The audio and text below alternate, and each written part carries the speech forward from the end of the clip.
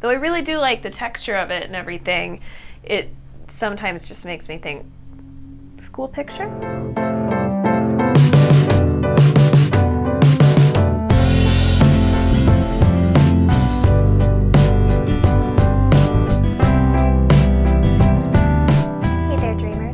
Jacqueline. Welcome back to Dreams of Music and Makeup, or if you are new around here, hi, I'm really glad to have you. Consider subscribing if you are into beauty videos and other lifestyle things. Today I thought we would talk strictly about makeup, and so I'm gonna show you guys me applying this face of makeup. Mostly we've got new things that we're trying out together. If you see our backdrop moving, that's because Bentley does not see that as an obstruction, walks under it, rubs against it, pulls on it and stuff. I'm trying out several new products today, as well as kind of updating you on some that I've been working on for a little while. I have applied foundation, concealer, and set my face, though I have not applied any color products to my face. So I want to start with bronzer. I picked this up at, I can't remember whose recommendation, but I've seen a couple of different YouTube channels feature this as like a more affordable option for a light-toned bronzer. Previously, there have not been too many of these in a matte rendition at the drugstore. Right now, it's just kind of turning into what my self-tan shade is on my hand. It is a little bit on the light side, so if you are more medium to deep, there are shades for you. This is the shade 100. There's also a 200 and a 300. Wet n Wild bronzer brush. This was limited edition, though we're still going for that 1,000 subscriber goal on this channel so that I can do a big giveaway for you guys.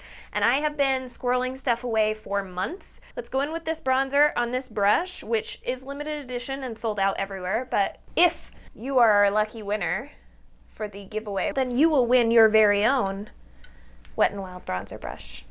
Everything that I'm wearing on my face listed for you guys down below.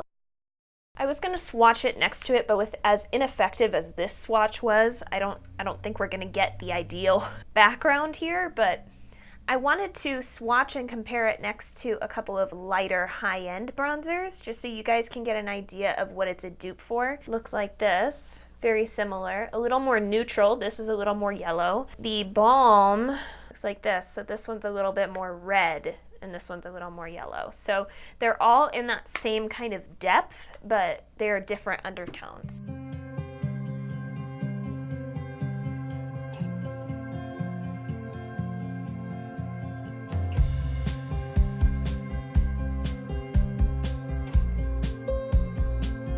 I feel pretty good about that level of bronze. Let's move on to blush. I actually just picked this up today at Walmart. This is the Rimmel Maxi Blush in the shade Sweet Cheeks. I wanted to compare it to my most recent favorite blush, which is Elf Always Cheeky. So like the same color, but a deeper version. So I'm really excited to try this out.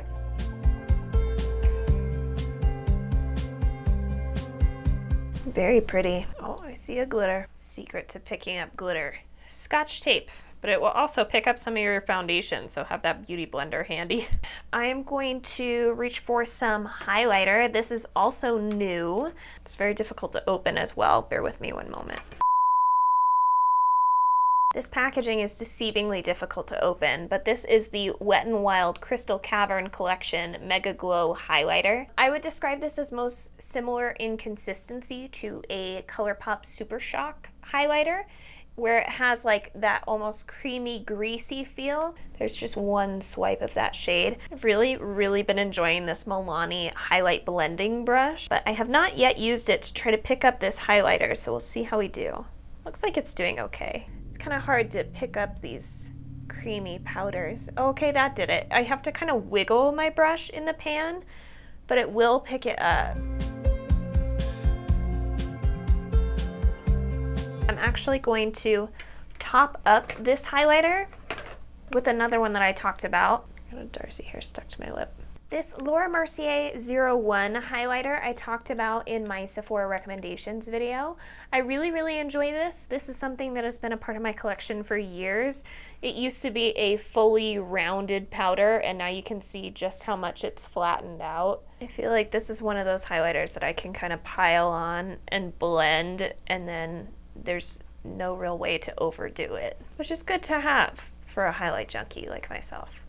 I'm going to take a little bit of that on a tiny little brush and put it on my inner corner as well. I really love it for this because, again, it doesn't draw attention to little fine lines and stuff, so it's a great inner corner highlight as well.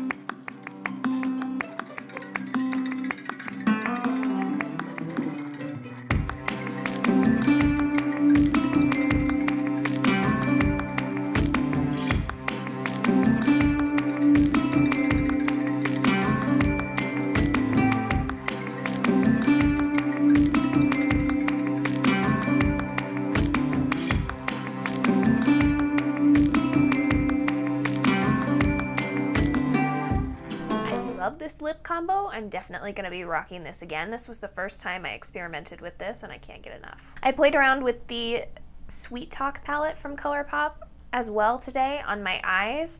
That glitter was a little intimidating, but I really like how the final look turned out. I was going to say non-combative, but that's not the right word. This is not an overwhelming shade. It's nice that it's buildable. That's how I prefer my blushes. The highlighter I think is beautiful, though it's not my favorite texture. I prefer something that airs a little bit more on the warm side, just slightly, for a highlight, though it's not bad. I think it's beautiful, but this just airs slightly on that cool tone side. With that one exception, I really like everything that we tried today.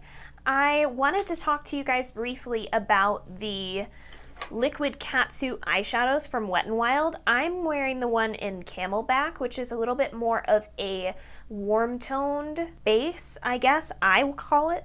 Bentley, could you stop clunking around all my equipment, please? This is what I used as an eyeshadow base today.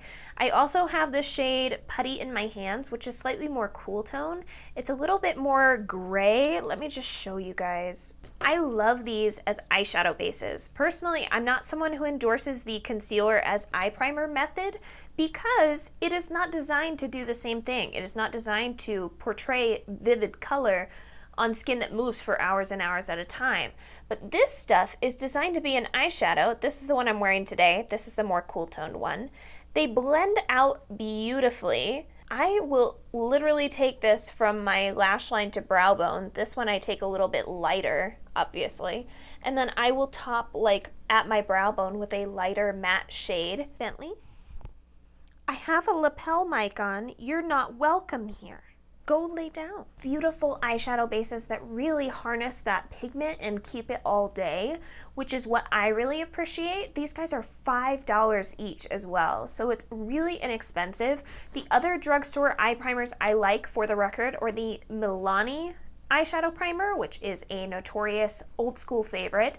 And then more recently, the CoverGirl Lid Lockup eyeshadow base is also really nice. But both of those lack pigment, which I really need because I have a lot of veining on my eyelids. You can't see as well because I have self-tanner on, but you can see basically all my veins through my skin because it's just translucent. So if I were to have a translucent eyeshadow base and have a full coverage foundation and you could like see my veins up here, I just think that's kind of odd. These have been working out wonderfully and beautifully, and they work just as well as a high-end eyeshadow base. So I wanted to mention them to you guys. Beyond that, I really wanted to mention this Ardell Stroke a Brow Feathering Pen.